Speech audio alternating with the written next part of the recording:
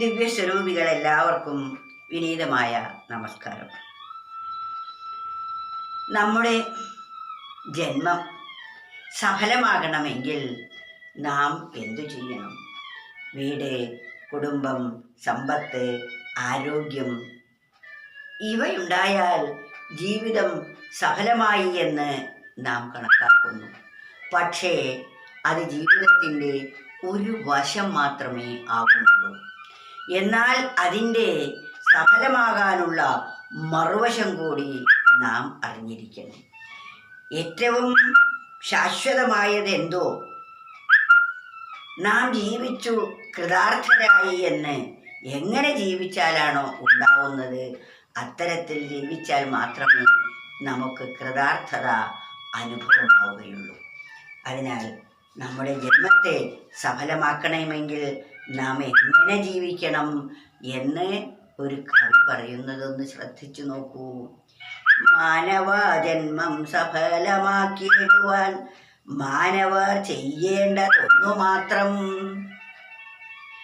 മാനവ ജന്മം സഫലമാക്കിയിടുവാൻ മാനവർ ചെയ്യേണ്ടതൊന്നു മാത്രം.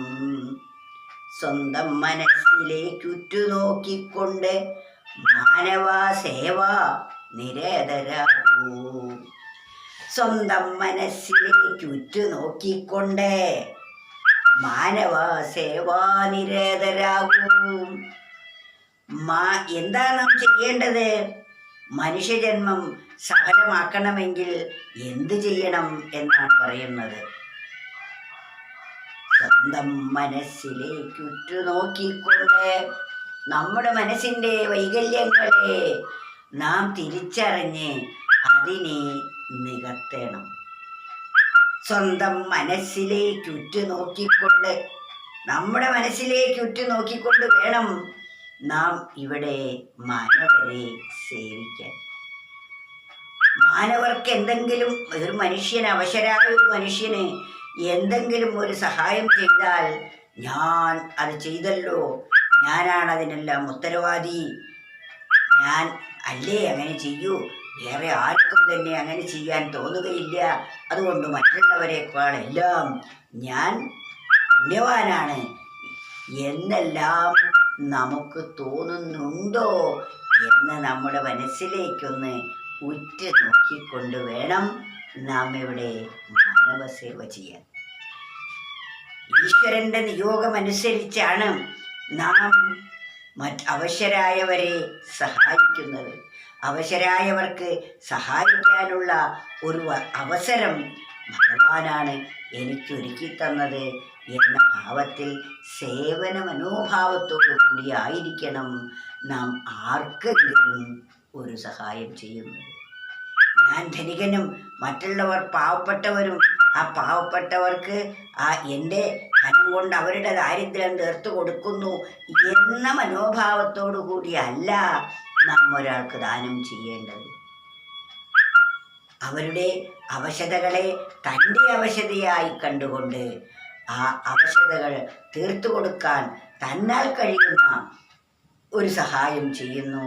അതിന് ഭഗവാൻ എനിക്ക് അവസരം തന്നു, അതിന് എന്നെയാണല്ലോ നിയുക്തമാക്കിയത് എന്ന കൃതജ്ഞതാഭാവം നമ്മുടെ മനസ്സിൽ എപ്പോഴും ഉണ്ടായിക്കൊണ്ടിരിക്കണം. ആ ഭാവത്തിൽ വേണം മാനവസേവ ചെയ്യാൻ എന്നാണ്. അപ്പം എപ്പോഴും നമ്മുടെ മനസ്സിൽ ഒരു മാനവനായ ഒരു മനുഷ്യന് നാം എന്തെങ്കിലും ഒരു സഹായം ചെയ്യുമ്പോൾ അത് ഭഗവാന് ചെയ്യുന്നതിന് തുല്യമാണ്.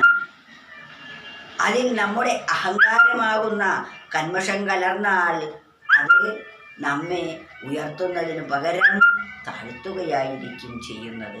അതുകൊണ്ട് സ്വന്തം മനസ്സിലേക്ക് എപ്പോഴും ഉറ്റുനോക്കിക്കൊണ്ട് അഹന്ത തലവെക്കുന്നുവോ എന്ന് നോക്കിക്കൊണ്ട് വേണം നാം എന്ത് കർമ്മവും ചെയ്യാൻ. അപ്രകാരം ചെയ്യുന്ന കർമ്മത്തിന് മാത്രമേ നമ്മെ ഉദ്ധരിക്കാൻ സാധിക്കുകയുള്ളൂ. മാനവജന്മം സഫലമാക്കിയിടുവാൻ മാനവർ ചെയ്യേണ്ടതൊന്നു മാത്രം. സ്വന്തം മനസ്സിലേക്കുറ്റു നോക്കിക്കൊണ്ട് മാനവ സേവ നിരതരാകൂ.